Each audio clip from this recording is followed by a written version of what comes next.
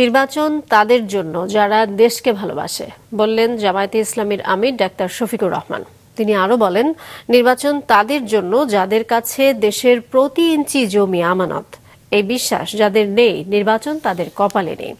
সকালে নাটোরের নবাব সিরাজউদ্দৌলা সরকারি কলেজ মাঠে জেলা জামায়াত কর্মী সম্মেলনে প্রধান অতিথির বক্তব্যে ডাক্তার শফিকুর রহমান এসব কথা বলেন। তিনি বলেন, অন্তর্বর্তী সরকার দ্রুততম সময়ে প্রয়োজনীয় সংস্কার করে সুষ্ঠু নির্বাচন দিয়ে যার যার জায়গায় চলে যাবেন, এমনটাই সবাই চায়।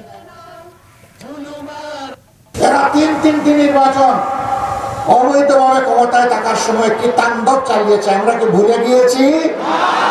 যারা নির্বাচনে বিশ্বাস করে না, তাদের আবার কিসের নির্বাচন? অতি জরুরি সংস্কারগুলো সাধন করে বর্তমান সরকার একটা সুষ্ঠু নির্বাচন দিয়ে তারা যার যার জায়গায় চলে যায়।